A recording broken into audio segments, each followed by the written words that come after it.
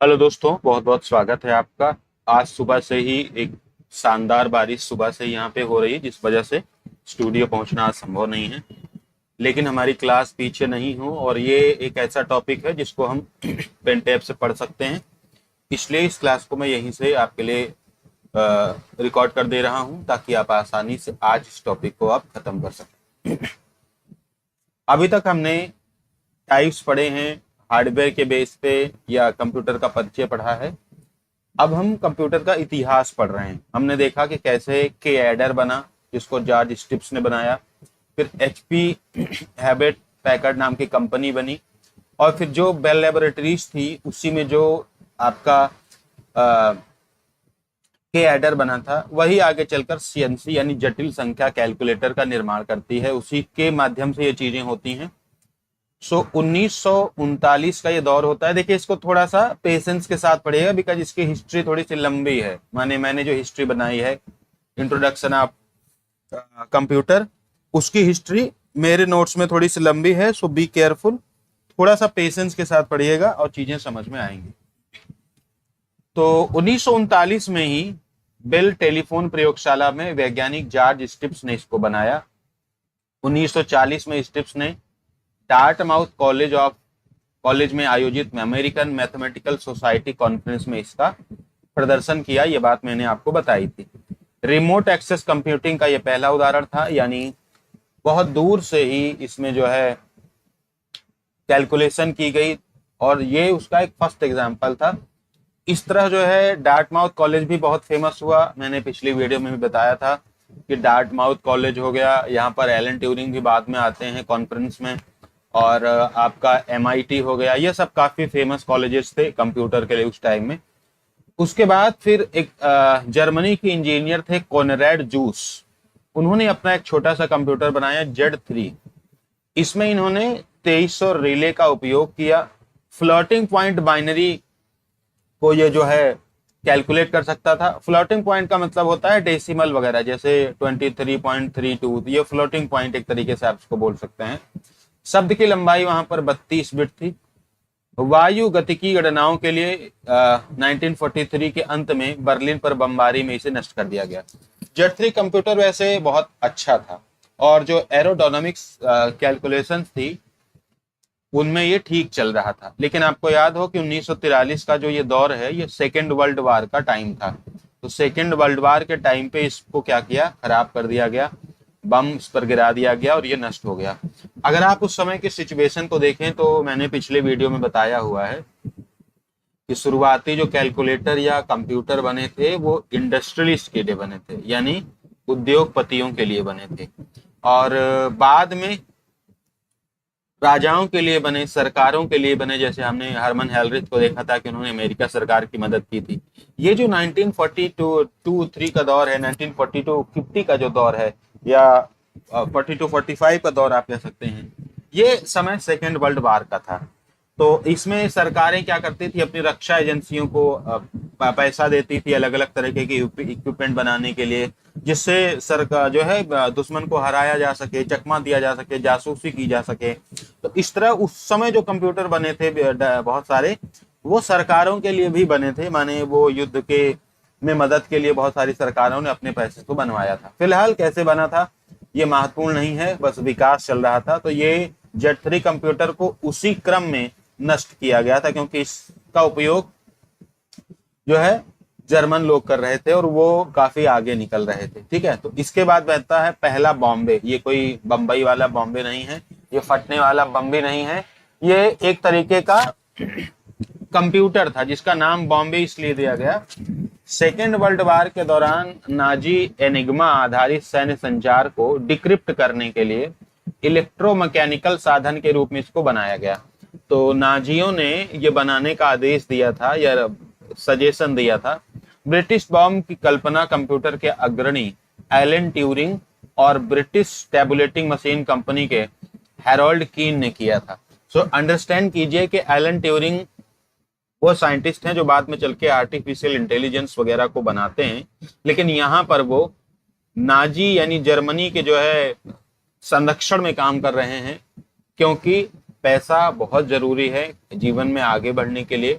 भावनाएं हमेशा होनी चाहिए, लेकिन पैसा is the most important thing. माने आप सिर्फ भावनाओं के दम पर जिंदा तो रह सकते हैं, लेकिन जीवन नहीं जी सकते हैं अच्छा वाला। तो एलन ट्यूरिंग को ये बात समझ में आई कि ठीक है, हम नाजी के लिए ही काम करेंगे, लेकिन हमारा विकास होगा। और ये बाद में युद्ध समाप्त होता है तो ये अपनी दुनिया में लौट आते हैं।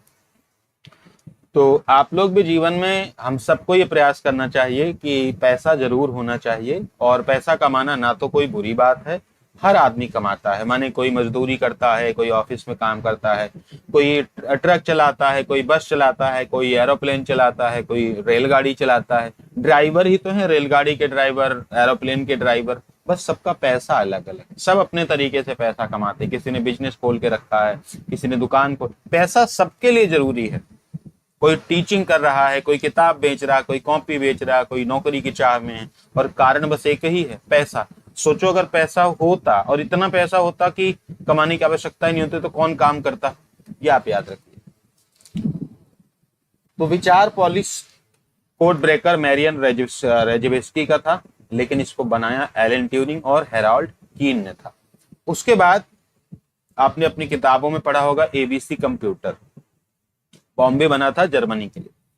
एबीसी कंप्यूटर, इसका नाम था एटेंसॉफ बेरी कंप्यूटर, अंग्रेजी में भी वही कहते हैं, एटेंसॉफ बेरी कंप्यूटर। ठीक है, ये इसका नाम था, और इन्हीं, ये साइंटिस्ट ही थे, और उन्हीं के नाम पर ही इस मशीन का नाम एटेंसॉफ बेरी यानी एबीसी रख दिया गया। तो मशीन को 1939 और 1942 के बीच एटेंसॉफ और स्नातक छात्र क्लिफर्ड बेरी के द्वारा डिजाइन किया गया। और ये फाइनली इसका जो डिजाइन कंप्लीट हुआ था वो हुआ था 1942 में। 1942 में ये जो है अपने फाइनली देखने को मिला था। ठीक है भाई।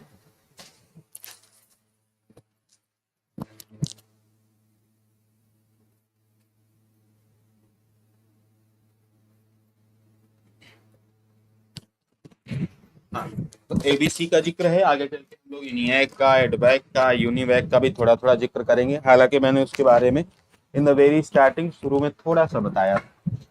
तो छोटी सी बात जो है मैं एटेंसॉफ बेरी को लेकर जो है बताता हूँ, क्योंकि समय ऐसा था कि हर आदमी क्रेडिट को लेकर जो है परेशान था, अपने योगदान को लेकर परेशान था। तो 1939 में तो ये बन गया था, लेकिन जो है ये फाइनली जो आया वो 1942 में इसको पब्लिश किया गया था। इसमें कुछ चीजें जो है देखने वाली हैं, जैसे पेटेंट विवाद इसमें हुआ था कि किसका वास्तव में किसका बनाया हुआ है। तो ये 1973 में जाकर इसका पेटेंट विवाद हल होता है। यह इनिएक के सह डिजाइनर को डिजाइनर जॉन मॉचली ने एबीसी को कार्यात्मक होने के तुरंत बाद देखा, यानी इसमें एक पेटेंट विवाद भी चल रहा था। एटेंसॉफ को कई बुनियादी कंप्यूटर विचारों का जन्मदाता घोषित किया गया। एक अवधारणा के रूप में कंप्यूटर को गैर पेटेंट योग्य घोषित किया गया। 1997 में एबीसी यानी एटेंसॉफ बेरी कंप्यूटर की एक पूर्ण पैमाने पर काम करने वाली प्रतिकृति पूरी हुई, जिससे साबित हुआ कि एबीसी ने वैसा ही काम किया जैसा एटेंसॉफ ने दावा किया था। यहाँ पे आपकी नोट्स में लिखा हुआ है। तो कहने का मतलब यह है कि इनके काम पर कोई और भी अपना कब्जा जमाना चाहता था और कह रहा था कि ये मेरा काम है, ये एटेंसॉफ का काम नहीं है। लेकिन बाद में प्रूव हुआ कि ये एबीसी का ही काम था, यानी एटेंसॉफ और उनकी स्टूडेंट बेरी, दो लोगों ने मिलकर इसको बनाया हुआ। ठीक है, तो ये आपकी एबीसी से रिलेटेड बातें हैं। और इसके बारे में कहा जाता है, जो एबीसी है, मैं एक बात लिख दे रहा हूं इसके बारे में। इसके बारे में कहा जाता है कि यह संसार का पहला इलेक्ट्रॉनिक डिजिटल कंप्यूटर है। संसार का पहला इलेक्ट्रॉनिक डिजिटल कंप्यूटर एबीसी को बोला जाता है। ठीक है, तो कभी अगर छोटा सा क्वेश्चन आए दिन आप इसको लिख लेना। करेक्ट है। चलो, उसके बाद बेल लैब्स के ही जो शुरुआत में जिसकी हम लोग बात की थी, वहीं उन्होंने ही एक रिले इंटरपोलर बनाया। यहाँ पे फिर देखिए, अमेरिकी सेना ने बेल प्रयोगशाला से अपने M1 गन डायरेक्टर के परीक्षण में सहायता के लिए एक मशीन डिजाइन करने को कहा। जो एक प्रकार का एनालॉग कंप्यूटर है, जो बड़ी तोपों को उनके लक्ष्यों पर निशाना लगाता है। यानी जो तोपें होती थी वो निशाना सही नहीं लगा पाती थी, कैलकुलेशन में इशू था और ह्यूमन इंटरवेंशन था तो उतनी एक्यूरेसी नहीं थी। तो अमेरिका की सेना ने कहा लेबोरेटरी से, और ये उन्हीं के संरक्षण में काम कर रहे थे, कि हमारे लिए एक मशीन बनाइए जिनसे हम तोपों को उनके टारगेट्स पर एग्जैक्टली निशाना लगा सकें। तो गणितज्ञ जॉर्ज स्टिप्स ने परियोजना के लिए रिले आधारित कैलकुलेटर का उपयोग करने की सिफारिश की। इसका परिणाम ही रिले इंटरपोलेटर था, जिसे बाद में Bell Labs model 11 relay interpolator में 440 रिले का उपयोग किया गया था। तो बेसिकली अगर कभी ये पूछे कि अमेरिकी सेना ने तोपों को उनके लक्ष्यों पर निशाना लगाने के लिए किस कंप्यूटर का निर्माण कराया था, तो रिले इंटरपोलेटर था इसका नाम। या फिर बेल लैब्स में रिले इंटरपोलेटर का निर्माण किस सरकार के लिए किया, तो अमेरिका की सरकार के लिए। ठीक है। उसके बाद एक कर्टा मॉडल आता है, कर्टा, जो कि कर्टा मॉडल 1 कैलकुलेटर बोला जाता है। ऑस्ट्रिया के एक इंजीनियर थे कर्ट हर्जस्टार। हर्जस्टार के कार्य ने अब तक बनाए गए सबसे छोटे ऑल मैकेनिकल 4 फंक्शन, यानी जो गुणा भाग जोड़ घटाना सब कर सकता था, उसको इन्होंने क्या किया, डिजाइन किया। किसने? कर्ट हर्जस्टार ने। और ये कर्टा मॉडल 1 यानी कैलकुलेटर इसको बोला जाता है। उसके बाद सबसे जो इंपॉर्टेंट चीज रही वो ब्लेचली पार्क में पहला कोलोसस। कोलोसस का मतलब वैसे तो विशाल होता है, तो मैं बार बार आपको पॉइंट आउट कर रहा हूं कि उस समय का जो दौर था वो युद्ध का दौर था। टॉमी फ्लावर्स ने इसको बनाया हुआ था, ब्लेचली पार्क में पहला कोलोसस। कोलोसस द्वितीय विश्व युद्ध के दौरान नाजियों के द्वारा इस्तेमाल किए गए जटिल लॉरेंज साइफर को तोड़ने के लिए। साइफर का मतलब होता है जो गुप्त बात हो। तो ये इसको भी जर्मन में सेकेंड वर्ल्ड वॉर के दौरान जो है नाजियों ने ही इसका इस्तेमाल किया था। इसमें 2500 वैक्यूम ट्यूब का इस्तेमाल होता था। तो पहला कोलोसस भी नाजियों ने इस्तेमाल किया था, और आपका जो रिले इंटरपोलेटर है उसको अमेरिका ने इस्तेमाल किया था। इसके अलावा पहला बॉम्ब जर्मनी ने इस्तेमाल किया था। तो ये सेकेंड वर्ल्ड वॉर का टाइम था कि सब सरकारें कह रही थी कि हमारे लिए अच्छी मशीन बनाओ, हमारे लिए अच्छी मशीन बनाओ, ऐसा करके। हार्वर्ड मार्क 1 आया। मार्क 1 के बारे में ऐसा बोला जाता है कि आईबीएम के जो मालिक थे हरमन हेलरिथ, और उस समय तो हरमन हेलरिथ आई थिंक नहीं थे, लेकिन जो है आईबीएम कंपनी थी, और ये वैज्ञानिक थे अपने हार्वर्ड आइकेन।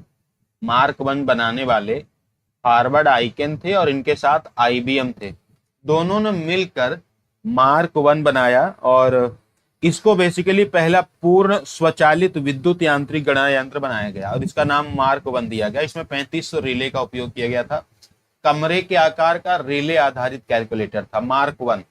तो जो हमने पीछे बात की थी, जिन्होंने टैबुलेटर मशीन बनाई थी, हरमन हेलरिथ, और हरमन हेलरिथ को ही पंच कार्ड का आविष्कारक भी बोला जाता है। पंच कार्ड इन्होंने ही बनाया था, हरमन हेलरिथ। तो उनकी कंपनी आईबीएम ने और हार्वर्ड आइकेन, इन दो लोगों ने मिलकर मार्क 1 बनाया, जो पहला फुल्ली ऑटोमेटिक इलेक्ट्रोमैकेनिकल कैलकुलेटर था। First fully automatic electromechanical calculator. ठीक है। उसके बाद एक बड़ी घटना होती है। अब यहां से बहुत सारी चीजें आप पढ़ेंगे, जैसे मूर स्कूल में कुछ साइंटिस्ट आते हैं। तो पहली घटना होती है एडवैक का, जो है एक नया कंप्यूटर बन रहा था, एडवैक का नाम है। और समझ लीजिए कि ये वो दौर है, अगर आप समझें कि पहली जनरेशन का ये दौर है, फर्स्ट जनरेशन। याद है ना, 1942 1956। तो पहली जनरेशन का ये दौर है, याद करिए। Electronically discrete variable automatic computer, ये एडवैक का पूरा नाम है। ये एडवैक का पूरा नाम है, जिसको जो है जॉन वॉन न्यूमैन ने इसका कॉन्सेप्ट दिया, इसको काम करने की कहानी बताई, और स्टोर्ड प्रोग्राम कॉन्सेप्ट में इसका इस्तेमाल हुआ। संग्रहित प्रोग्राम कंप्यूटर की संरचना की रूपरेखा प्रस्तुत की। प्रोग्रामिंग, सूचना और डेटा का इलेक्ट्रॉनिक भंडारण इसमें शामिल था। हंगरी में जन्मे जॉन वॉन न्यूमैन, तो हंगरी के साइंटिस्ट थे, कंप्यूटर साइंटिस्ट थे जॉन वॉन न्यूमैन। इन्होंने एडवैक की संरचना, एडवैक का जो रूपरेखा है वो प्रस्तुत किया। अभी ये कहानी थोड़ी सी आगे बढ़ेगी, है ना, अभी ये कहानी थोड़ी सी आगे बढ़ेगी और मैं बताऊंगा कि कैसे बहुत सारे साइंटिस्ट मिलकर अपना काम कर रहे थे। तो जैसे अभी देखते नहीं कि सर दिल्ली में कोई कॉन्फ्रेंस हुई, सर यहाँ पे साइंटिस्ट इकट्ठा हुए, यहाँ पे जलवायु शिखर सम्मेलन हुआ, ऐसे ही उस समय में एक सम्मेलन आयोजित किया गया, मूर स्कूल लेक्चर। मूर स्कूल में ये एक व्याख्यान हुआ, माने सभी साइंटिस्ट आए, अपने बारे में बताएं, अपने काम के बारे में बताएं। वहीं पेंसिल्वेनिया विश्वविद्यालय में ये व्याख्यान पूरा हुआ। पेंसिल्वेनिया विश्वविद्यालय के Moore school of electrical engineering में संग्रहित प्रोग्राम कंप्यूटरों में John von Neumann, Harvard Aiken, J Presper रेकट और John Mauchly, Derrick Lehmer, George Stibitz, Douglas Hartree जैसे गणितज्ञ शामिल हुए।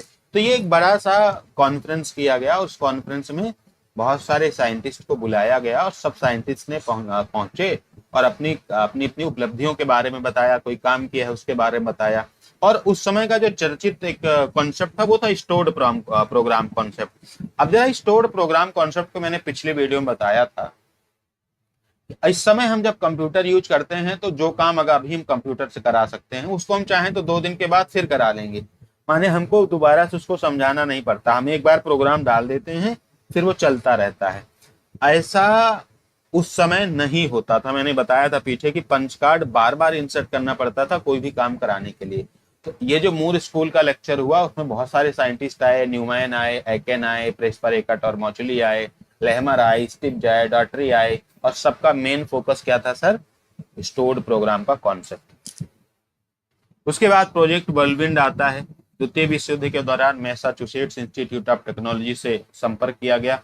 1951 में वर्लविंड सबसे महत्वपूर्ण कंप्यूटर परियोजनाओं में से एक था। इसके विकास में फॉरेस्टर की मैग्नेटिक कोर मेमोरी 1970 के दशक के मध्य तक कंप्यूटरों के लिए high speed random access memory प्रमुख रूप बन गया। यानी ये भी एक आपका जो युद्ध के लिए बनाया गया था प्रोजेक्ट वर्लविंड, ये भी आपके युद्ध में मदद के लिए ही सरकार ने बनाया था। उसके बाद सबसे इंपॉर्टेंट स्टेप आता है अपने कंप्यूटर की दुनिया में, वह है इनिएक। 1946 का समय और साइंटिस्ट थे, 1946 का समय और साइंटिस्ट थे वही जो पीछे मूर स्कूल में लेक्चर में आए थे, जॉन मोचली और जे प्रेस्पर रेकट। तो इसका पूरा नाम है electronic numerical integrator and computer. 1943 को, ये आई थिंक यहाँ पे आप लोग कैलकुलेटर कर लीजिए इसको भाई, कंप्यूटर नहीं होता है ये, कुछ किताबों में गलत लिखा था ये कैलकुलेटर। 1943 को पेंसिल्वेनिया विश्वविद्यालय के Moore school of electrical engineering में जॉन मोचली और जे प्रेस्पर रेकट द्वारा बनाया गया इलेक्ट्रोमैकेनिकल, जो 1000 गुना तेज था पुराने कंप्यूटरों से। लेकिन आपको मैं बता दूं कि इनिएक उतना बढ़िया नहीं था। इनिएक बाद में अच्छा नहीं रहा, जिसकी वजह से आपने पीछे देखा कि जॉन वॉन न्यूमैन ने जो एडवैक बनाया था वो इनिएक को और एडवांस किया गया था। तो पैनल टू पैनल वायरिंग थी, स्विच का इस्तेमाल था। 1000 वर्ग फीट से अधिक इसने जगह घेरी। इसमें 18,000 वैक्यूम ट्यूब लगी और इसका वजन 30 टन था इनिएक का। तो इनिएक के जो आविष्कार करता है वो जो जॉन मोचली और प्रेस्पर रेकट हैं। पेंसिल्वेनिया विश्वविद्यालय के Moore school of electrical engineering में के व्याख्यान में ये शामिल हुए थे। 18,000 वैक्यूम ट्यूब और 30 टन वजन के साथ ये रहा। इनिएक 10 वर्षों में इतनी गणनाएं कर सकता, मतलब 10 वर्षों में इसने इतनी गणनाएं की जितना उस समय तक पूरी मानवता ने नहीं की थी। इतना इन्होंने 10 सालों में ही कैलकुलेशन कर लिया। ठीक है, तो ये अपना इनिएक की कहानी है। ENIAC is very very much important, ये बहुत सारा पूछा जाता है। उसके बाद कंप्यूटर पर चलने वाला पहला प्रोग्राम बना, मैनचेस्टर विश्वविद्यालय के फ्रेडरिक विलियम्स नाम के एक साइंटिस्ट थे। फ्रेडरिक विलियम, टॉम किलबर्न और ट्यूथिल, ये 3 वैज्ञानिक थे। इन्होंने small scale experimental machine SSEM विकसित किया, जिसे मैनचेस्टर बेबी कहा जाता है। मैनचेस्टर बेबी को विलियम्स और किलबर्न द्वारा विकसित किया गया। विलियम्स ट्यूब पहली high speed electronic random access memory थी, विलियम्स ट्यूब। पहला प्रोग्राम 17 निर्देश इसमें थे। 21 जून 1948 को चला पहला प्रोग्राम, और डिजिटल इलेक्ट्रॉनिक स्टोर प्रोग्राम पर ये चलता था आपका। मैनचेस्टर बेबी इसका नाम था। तो ये उतना डेवलप नहीं था, माने ये बहुत विकसित अवस्था में नहीं था, लेकिन एक सूत्रधार जिसको कह सकते हैं कि हाँ शुरुआत यहां से हो गई। ठीक है, देखो उसके बाद SSEC आता है, IBM engineer international business machine, जो आपके हरमन हेलरिथ की उसी के इंजीनियर थे, वॉलेस एकर्ट। उन्होंने ही 1952 में, SSEC ने 1969 यानी 1969 में जो अपोलो का मिशन जाने वाला था, उसमें lunar tables, lunar position table यानी चंद्रमा लैंडिंग की प्रारंभिक योजना में उपयोग की जाने वाली चंद्रमा स्थिति तालिकाओं का इन्होंने निर्माण किया था 1952 में ही। हालांकि बाद में ये मतलब नहीं था, ये SSEC बाद में हट गया था, इसका विकास खत्म हो गया था और नए नए कंप्यूटर बने। लेकिन जब ये 1952 में बना था, उसी समय इसने 1969 में जो अपोलो का मिशन जाना था, उसमें उस लूनर पोजीशन टेबल बनाने का काम किया। ठीक है, SSEC इलेक्ट्रोमैकेनिकल तकनीक का उपयोग करके बनाए जाने वाले सुपर कैलकुलेटर पीढ़ी की अंतिम में से एक था। तो इसने एक इंपॉर्टेंट भूमिका निभाई अपोलो मिशन में।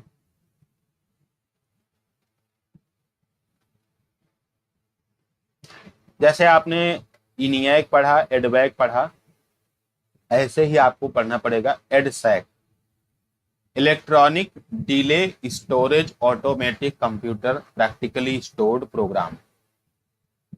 फिर से फुल फॉर्म देख लें EDSAC का, electronic delay storage automatic computer practically stored program.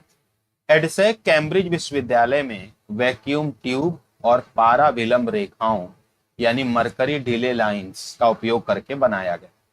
EDSAC के जो निदेशक थे वो मॉरिस बिल्किस थे। प्रोग्रामिंग में एक प्रमुख प्रगति बिल्किस द्वारा छोटे छोटे प्रोग्राम यानी कार्यक्रमों की एक लाइब्रेरी का उपयोग करना था, जिसे सब रूटीन कहा जाता था, जिसे छिद्रित पेपर टेप पर संग्रहित किया गया और एक बड़े कार्यक्रम यानी प्रोग्राम के भीतर सामान्य दोहराव वाली गणना के लिए उपयोग किया गया। तो ये छोटे छोटे प्रोग्राम्स के लिए को इन्होंने बहुत अच्छे से डिजाइन किया EDSAC में। EDSAC बनाने वाले कौन थे? मॉरिस बिल्किस। ठीक है, बाकी मेडिडा से सवाल नहीं पूछे जाते हैं। मैनचेस्टर मार्क 1 आप देख सकते हैं। फ्रेडरिक विलियम्स टॉल किलबर्न ने इसको बनाया था, मैनचेस्टर मार्क 1। मार्क 1 एक पहले भी था, याद करिए, लेकिन वो मैनचेस्टर मार्क 1 नहीं था। आपको अगर याद हो कि हार्वर्ड आइकन और IBM दोनों ने मिलकर एक मार्क 1 बनाया था, जिसको पहला फुल्ली ऑटोमेटिक इलेक्ट्रोमैकेनिकल कंप्यूटर बोला जाता है, कैलकुलेटर या कंप्यूटिंग मशीन बोला जाता है। लेकिन वो और ये अलग हैं। यह है मैनचेस्टर मार्क 1, और इसको बनाने वाले वो हैं जो, अगर आपको याद हो तो, मैनचेस्टर बेबी, यानी पहला जो अपना प्रोग्राम, जिन्होंने पहला प्रोग्राम बनाने की कोशिश की थी। हालांकि इनका नाम बनाने में नहीं आता है, लेकिन कोशिश इन्होंने प्रोग्राम की थी। और इन लोगों ने, टॉम किलबर्न लोगों ने एक और कंप्यूटर बनाया था, फेरेंटी, उसके बारे में यहाँ पे नहीं लिखा है। तो फेरेंटी के पहले कंप्यूटर फेरेंटी मार्क 1 के प्रोटोटाइप के रूप में इन्होंने काम किया था। बाद में इसका नाम बदलकर फेरुत कर दिया गया था, और फेरुत बाद में इसलिए किया गया था, मैंने इसकी कहानी पूरी यहाँ पे नहीं लिखी है। ये बिक गया था, माने इसको बेच दिया गया था। तो जिस आदमी ने इसको खरीदा उसने इसका नाम बदल के मार्क 1 से फेरुत कर दिया था। फेरेंटी कंपनी बाद में बिक गई थी, तो इन्होंने अपना नाम बदल लिया था, फेरुत कर दिया। तो ये बनाया था मैनचेस्टर मार्क 1, फ्रेडरिक विलियम्स और टॉम किलबर्न ने। इतना आप लोग याद रखें। फिर 1950 का दौर था, एरा 1101 की शुरुआत होती है। कंपनी का पहला ग्राहक अमेरिकी नौसेना थी, ये भी सेना के लिए स्पेशली डिजाइन किया गया था। फिर आता है यूनिवैक 1। यूनिवैक मतलब यूनिवर्सल ऑटोमेटिक कंप्यूटर, इसको आप कह सकते हैं कि ये यूनिवैक 1 है। यूनिवैक 1 को पहला व्यावसायिक कंप्यूटर बोला जाता है। हालांकि ये जो संज्ञा है फर्स्ट व्यावसायिक कंप्यूटर, पहला व्यावसायिक कंप्यूटर, अगर आपको याद हो तो ये पीडीपी 8 को भी कहा जाता है। पीडीपी 8 को प्रथम व्यावसायिक कंप्यूटर कहा जाता है।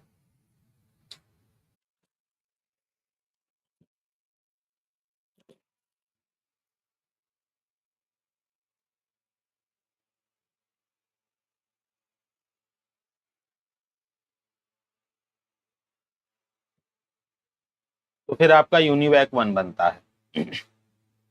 इसको आईबीएम ने बनाया था, तो कई बार इसको आईबीएम यूनिवैक के रूप में भी बोला जाता है।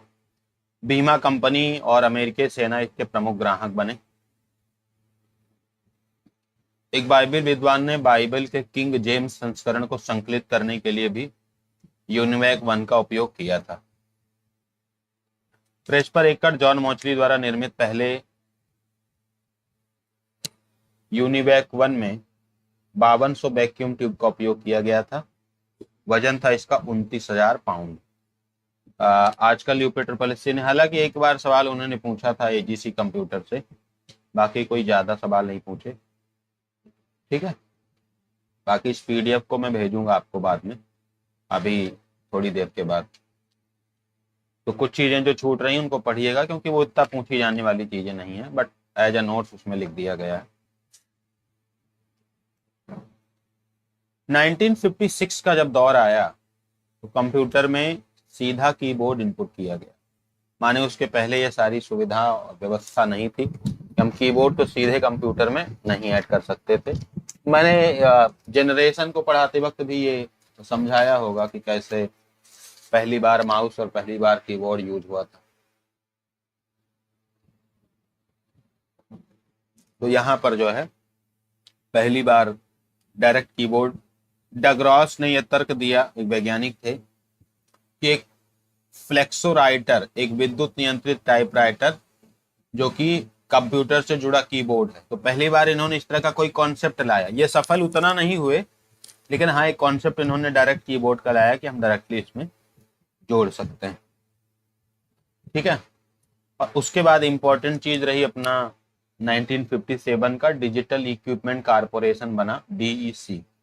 इसके संस्थापक थे केन स्टेन ओल्सन और हार्लन एंडरसन। मैं बार बार कह रहा हूं, ये जो इंट्रोडक्शन है हिस्ट्री का कंप्यूटर है, ये थोड़ा सा बोरिंग लग सकता है, याद कम होगा, लेकिन धीरे धीरे पढ़िएगा, एक दो बार पढ़िएगा, ये आपको याद हो जाएगा।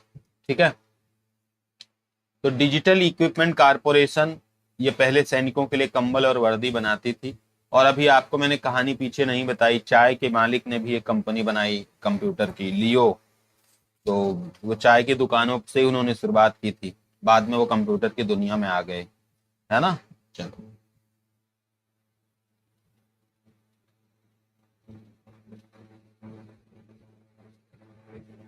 बाकी ये कंप्यूटर बनता है एटलस कंप्यूटर, जिसमें पहली बार वर्चुअल मेमोरी का कॉन्सेप्ट आता है। अब मुझे ये सब इसलिए पढ़ाना पड़ रहा है क्योंकि अभी कुछ दिन पहले इस पूरे चैप्टर से, इस पूरी नोट से 2 प्रश्न आए, 2 या 3 प्रश्न आ चुके हैं। इसलिए मैं आपको ये समझा रहा हूँ कि ये चीजें इंपॉर्टेंट हैं, भले ये अच्छी नहीं लगती, मैं जानता हूँ, इसीलिए मैंने इसको इंट्रोडक्शन के लास्ट में रखा। उस समय एटलस कंप्यूटर दुनिया का सबसे तेज कंप्यूटर था, उस समय, अभी नहीं। उस समय तो और कंप्यूटर थे नहीं, तो वर्चुअल मेमोरी के थ्रू ये फास्टेस्ट कंप्यूटर हो गया था। और वर्चुअल मेमोरी का जो कॉन्सेप्ट है वो यहीं से शुरू हुआ था।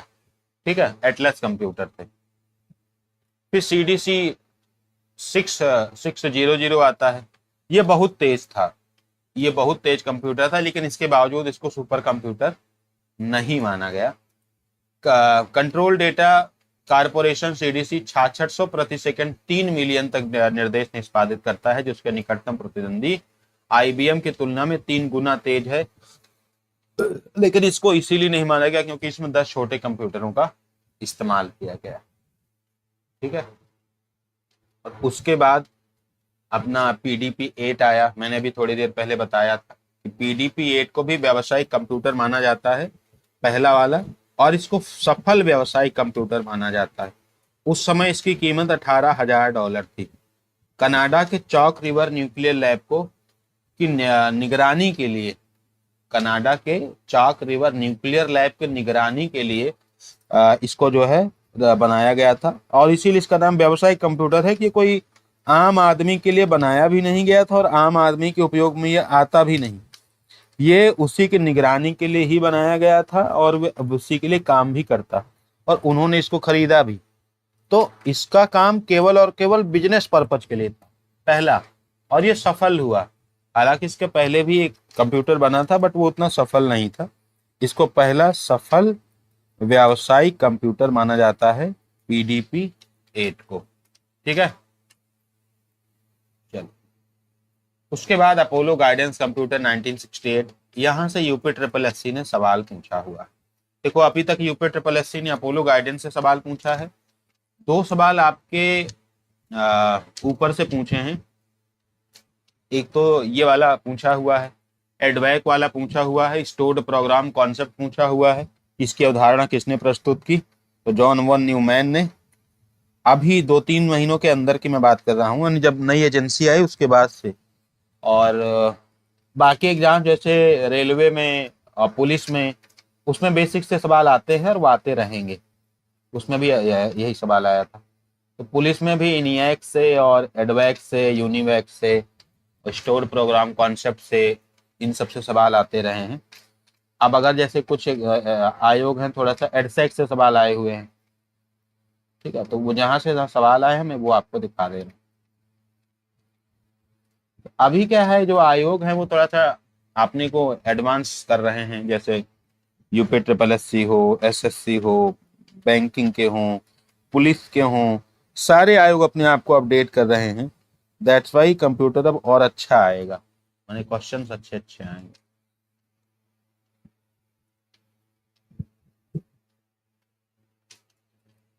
तो अपोलो गाइडेंस कंप्यूटर के बारे में हालांकि इन्होंने जो सवाल पूछा था ये काफी डीप सवाल इन्होंने पूछा था।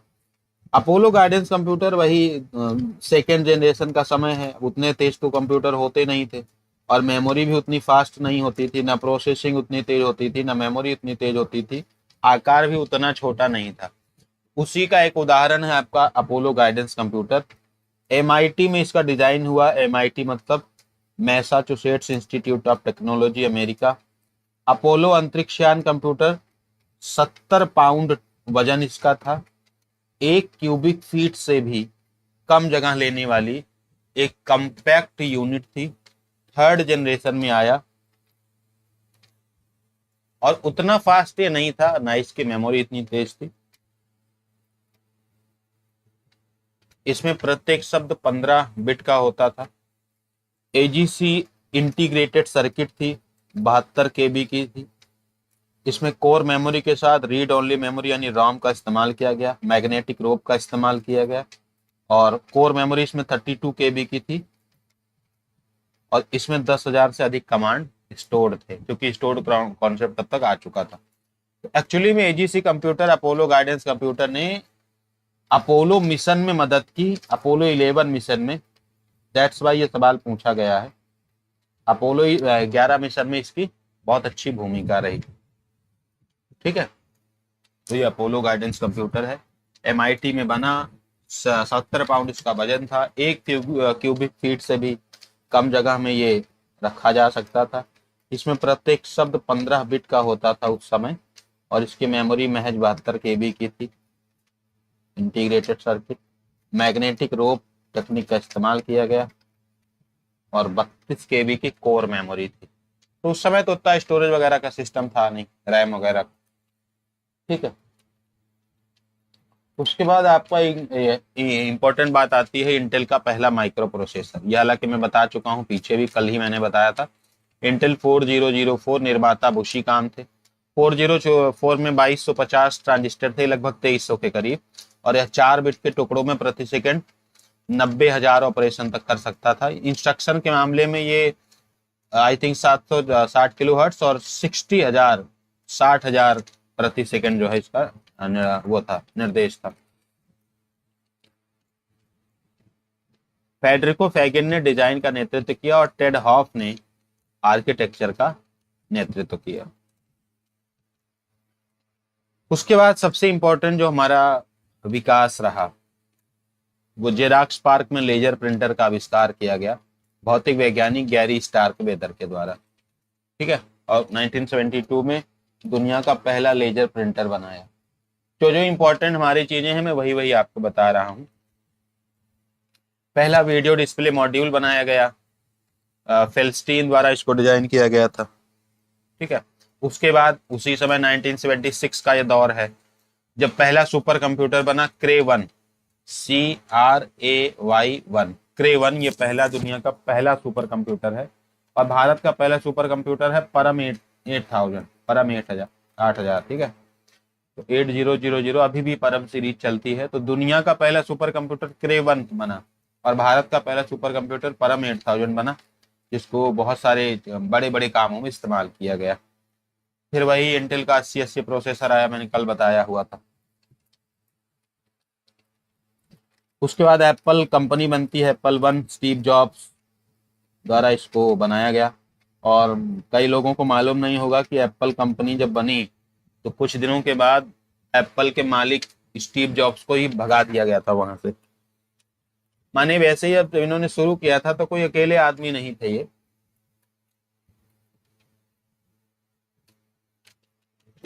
कई साथियों के साथ मिलकर जो है इन्होंने शुरू किया था।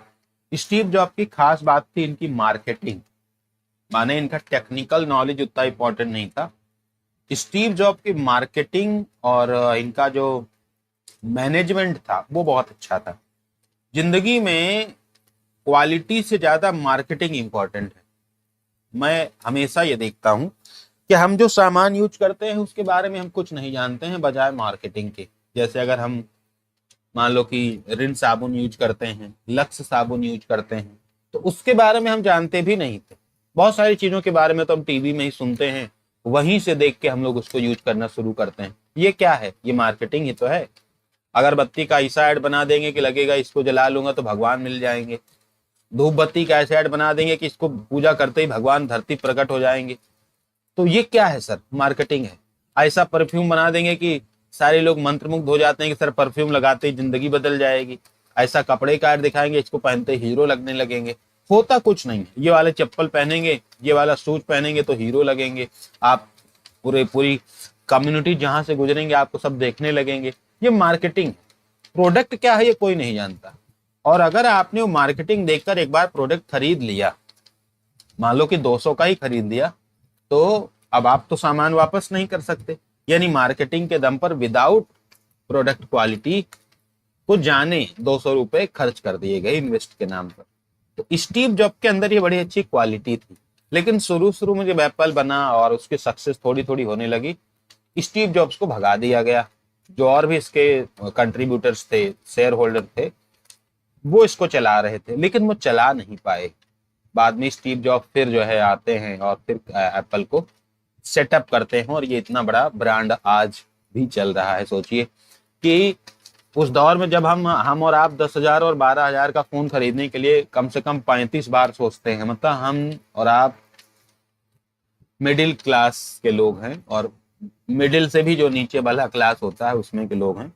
तो हम लोगों को जब कोई फोन खरीदना होता है तो कम से कम 3 महीना तो फोन देखते हैं कि प्लान करते हैं कि हाँ लेना है। और फिर बहुत सारी प्लानिंग चलती है, कंपेयर करते हैं हर फोन को, कैसे मतलब ये सोचते हैं कैसे कम पैसा में ज्यादा से ज्यादा अच्छा फोन खरीद लें। यही कोशिश रहती है हमेशा। और ये सिर्फ फोन में ही नहीं, हर चीज में ये कोशिश रहती। उस दौर में भी एप्पल जैसे महंगे फोन को जनता के बीच लाकर बेच देते हैं। कोई नहीं बता सकता एप्पल का क्या फायदा है। मतलब आम आदमी के लिए एप्पल का कोई फायदा नहीं है। केवल ईगो के दम पर, मार्केटिंग के दम पर, भौकाल के दम पर बेच दे रहे हैं। एप्पल का खरीदेंगे तो भी आप जो है बात करेंगे, कोई ऐसा मेजर काम नहीं करेंगे। और मैं कह रहा हूं कि बस एप्पल वालों को लोग सम्मान के नजर से क्यों देखते हैं? क्योंकि फोन महंगा है, बस पैसे के लिए। फोन तो हम लोग भी यूज करते हैं, कोई नहीं देखता है। तो एप्पल वाले को क्यों लोग देखते हैं? पैसा। और उन्होंने पैसे को ईगो बना दिया। ये मार्केटिंग ही तो थी। क्वालिटी इतनी नहीं है कि जैसे हमारा 10,000 का फोन है तो और एप्पल का 1 लाख का फोन है, 10 गुना क्वालिटी नहीं है, लिख के ले लीजिए। जो एप्पल यूज करते हैं उनसे पूछ लीजिए। और मान लो होगी भी, सामान्य लोगों के लिए नहीं है। लेकिन सामान्य लोग भी एप्पल का फोन खरीद रहे हैं just for ego, just for भौकाल, जस्ट फॉर करंट फैशन। अब ये क्या था सर? स्टीव जॉब्स की मार्केटिंग टेक्नोलॉजी थी, मार्केटिंग का नॉलेज है सर, जो उसने सस्ते दौर में भी 8 गुना 7 गुना महंगे फोन को वो आउट ऑफ स्टॉक में बेच देता है। कोई इसका फायदा नहीं बता पाता। तो ये था एप्पल, और इसीलिए स्टीव जॉब आप तक बने हुए हैं। जब सारी दुनिया एंड्रॉइड इस्तेमाल कर रही है तो उन्होंने अपनी M1 चिप बनाई, और उसी के दम पर आज सब कुछ चल रहा। तो you have to do something extra. Product सभी के पास है, सबको कुछ अलग करना पड़ता है जब आप जनता के बीच में अपनी जगह बनाना चाहते हैं। ये आप समझिए। 1977 में एप्पल 11 पेश किया गया। मुख्य main logic board, switching power supply, keyboard, case. ये बेचारे चार्जर तक नहीं देते फोन के साथ। अभी दूसरा कोई फोन खरीदने जाए, चार्जर ना मिले, आदमी नाक चढ़ा लेता ऊपर, ये कैसा फोन दिया, और इसको शौक से आदमी खरीदता है। सर मामला हमेशा जो है सुविधाओं का रहा है, ईगो का रहा है, ये आप जान लीजिए। तो ये अपनी चीजें नहीं। एप्पल 2 आए 1977 में। मोटोरोला का प्रोसेसर बहुत तगड़ा है। इन्होंने एक प्रोसेसर लाया 68000, बहुत तगड़ा प्रोसेसर था मोटोरोला का ये। और मोटोरोला के प्रोसेसर वाकई अच्छे होते हैं, बाकी कंपनियों से, IBM से भी ये टक्कर लेता है। 1981 में कंप्यूटर प्रोग्राम का प्रसारण BBC पर शुरू किया गया, ठीक है, ताकि दुनिया जाने कि कंप्यूटर क्या होता है। और उसके बाद अपोलो का कंप्यूटर का पहला वर्क स्टेशन बनता है 1989 में। HP ने इसे अपने कब्जे में ले लिया। IBM अपना पहला पर्सनल कंप्यूटर लेकर आती है, पहला IBM PC। IBM PC इसका नाम था 5150। 4.77 मेगाहर्ट्ज इंटेल 8080 माइक्रो प्रोसेसर। कल प्रोसेसर के बारे में बताया था ना, MS-DOS ऑपरेटिंग सिस्टम था ये, ठीक है। ये आप सुनिए। ऑसबॉर्न 1 ये दुनिया का पहला लैपटॉप माना जाता है, फर्स्ट लैपटॉप।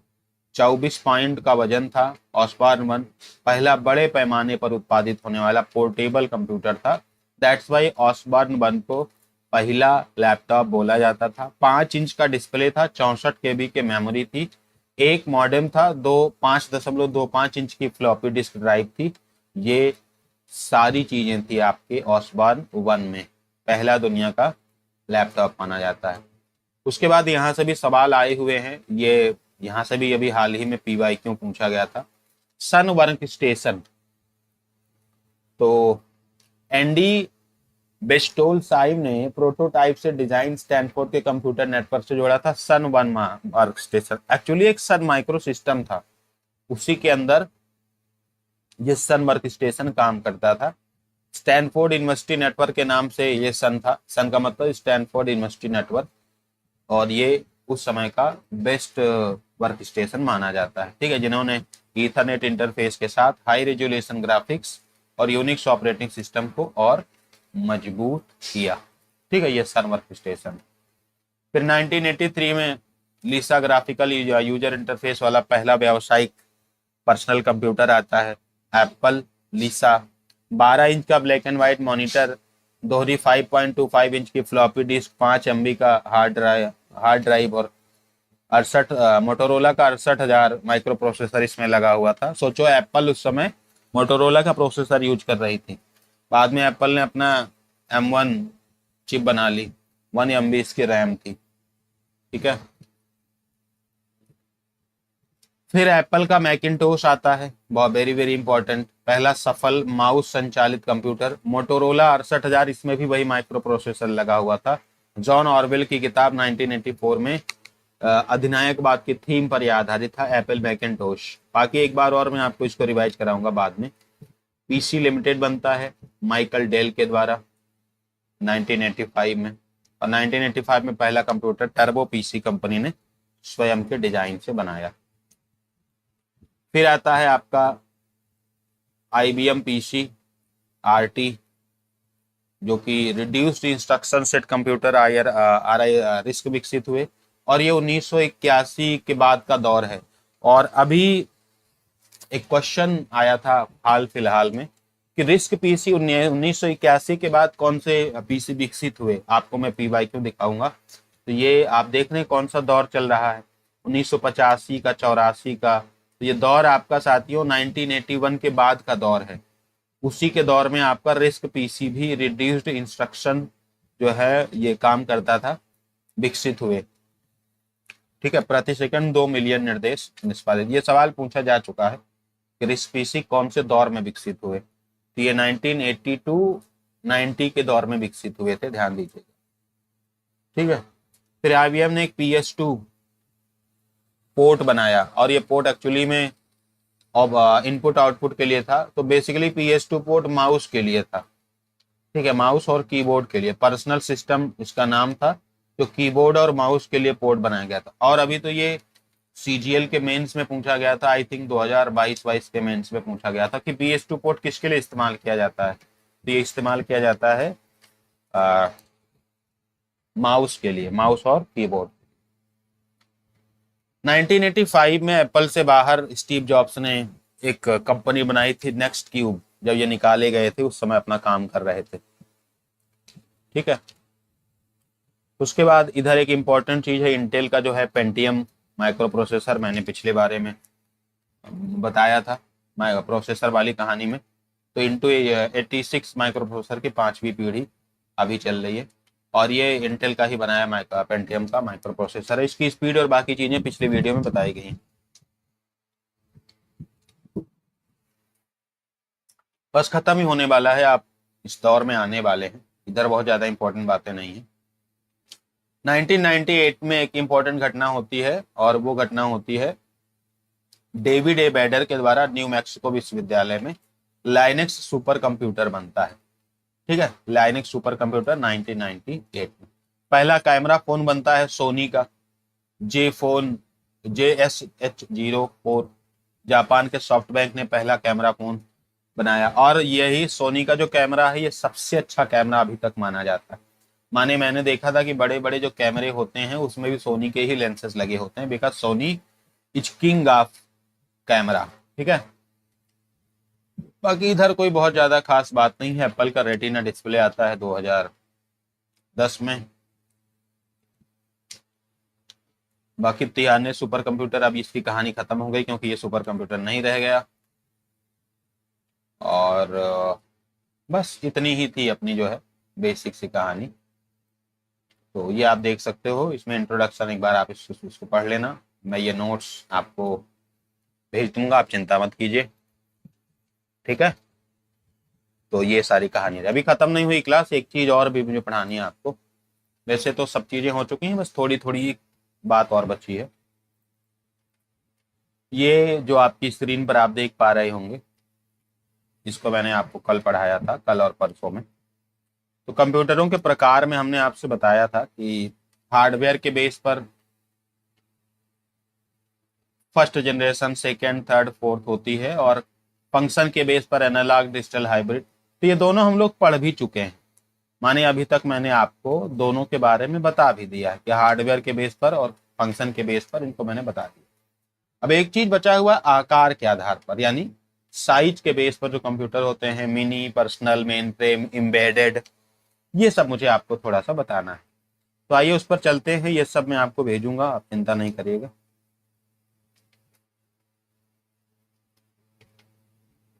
ये है बेस्ड ऑन साइज।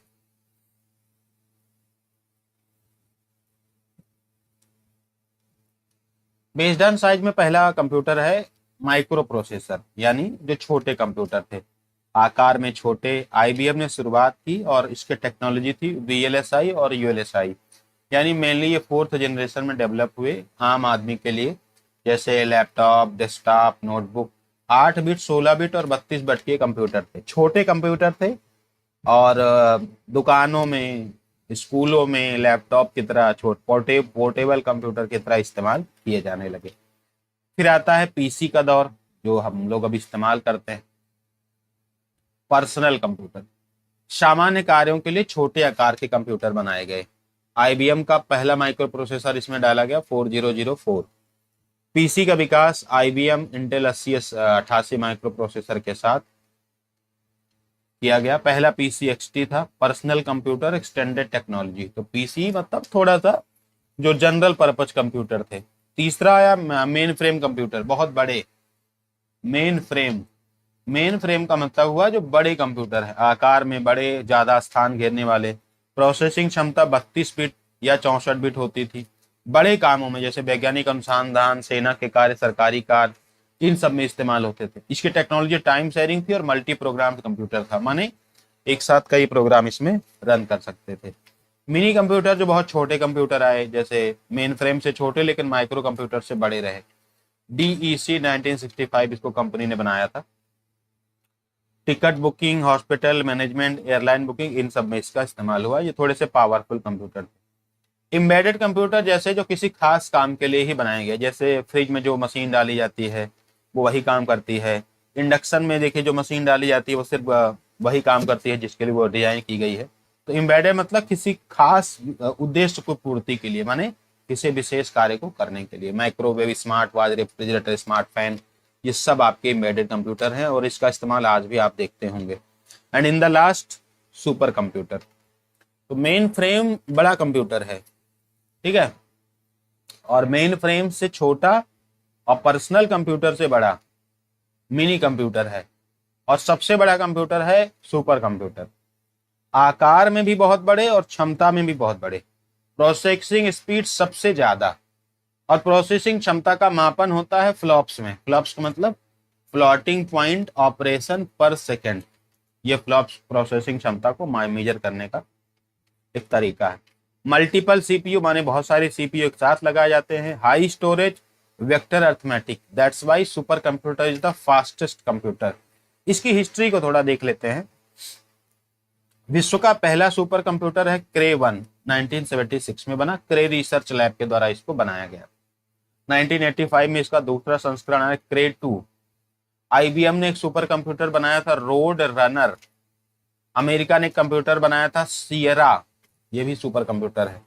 ऐसे ही चाइना ने एक कंप्यूटर बनाया था सनवे तियाने लाइट। इसका शुरू में नाम था तैनुलाइट, फिर बाद में तियाने 2 बना। ये उस समय सबसे तेज कंप्यूटर था। यूएसए ने डेल का फ्रंटेरा बनाया था, और जापान ने एबीसीआई बनाया था। जापान ने ही फुगाकू बनाया था। स्विट्जरलैंड ने पीटीजे डेंट बनाया था। तो बहुत सारे सुपर कंप्यूटर हैं जो अलग अलग टाइम में बनाए गए। इंडिया में अगर हम बात करें, इंडिया में सुपर कंप्यूटर बनाने की जिम्मेदारी कुछ संस्थाओं को दी गई। CDAC, centre for development of advance computer, ये पहली संस्था थी। दूसरी संस्था C DOT, centre of development of telematics, ये दूसरी संस्था थी। तीसरी संस्था नाइल, नेशनल एरोस्पेस लेबोरेटरी। चौथी संस्था BARC, Bhabha atomic research centre. और पांचवी है ANURAG, advanced numerical research and analysis group. तो ये जो 5 आपके संस्थान हैं इंडिया में, इनको सुपर कंप्यूटर बनाने की जिम्मेदारी दी गई, जिसमें से सी डॉट ने कंप्यूटर बनाया चिप्स नाम का सुपर कंप्यूटर। बार्क ने जो कंप्यूटर बनाए वो अनुपम नाम से बनाए। अनुराग ने जो कंप्यूटर बनाए वो पेस नाम से बनाए। और सी डैक ने जो कंप्यूटर बनाए वो परम 8000 के नाम से बनाए, और वो पहला सुपर कंप्यूटर है आपका इंडिया का। परम का मतलब होता है सुप्रीम, संस्कृत का शब्द है। तो पहला सुपर कंप्यूटर था परम 8000, जो कि लिखा हुआ है परम 8000। पहला सफल सुपर कंप्यूटर, भारत का पहला सुपर कंप्यूटर 1991 में ये बना हुआ था, ठीक है। उसके बाद 1993 में इसका अगला वर्जन आया परम 9000, 5 गीगा फ्लॉप्स इसकी स्पीड थी। 1998 में परम 10000 आया, 38 गीगा फ्लॉप्स इसकी स्पीड थी। भारत में वर्तमान में जो भारत का सबसे तेज सुपर कंप्यूटर है वो है ऐरावत। कौन सा है? ऐरावत, जिसको सी डैक ने बनाया था। ये कहानी आपको इंटरेस्टिंग लगी होगी, मुझे पूरा यकीन है कि 5 संस्थाएं इंडिया में काम करती हैं फॉर सुपर कंप्यूटर। उन्होंने अलग अलग कंप्यूटर भी बनाए हैं, लाइक चिप्स, अनुपम, पेश, परम। परम पहला सफल सुपर कंप्यूटर रहा जिसके अभी तक परम 8000, 9000, 10000 अलग अलग स्पीड के साथ आए हैं। वर्तमान में एरावत है जो सीडैक ने ही बनाया हुआ है। सीडैक ने ही परम सिद्धि नाम का कंप्यूटर बनाया है। आईआईटीएम प्रत्यूष, आईआईटी मुंबई ने बनाया। वेदर फॉरकास्टिंग में मिहिर नाम का एक सुपर कंप्यूटर था, वो इस्तेमाल होता है मतलब।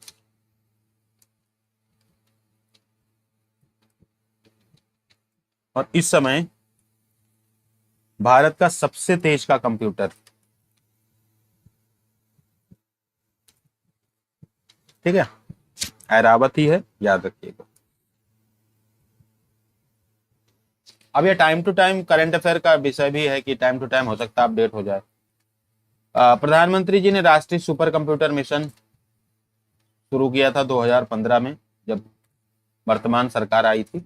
और इस राष्ट्रीय सुपर कंप्यूटर मिशन के तहत पहला जो मिशन बनाया गया परम रुद्रा सुपर कंप्यूटर, इसका इन्होंने अनावरण किया है 27 सितंबर 2024 को। 27 सितंबर 2024 को इसका अनावरण भी प्रधानमंत्री के द्वारा किया गया। तो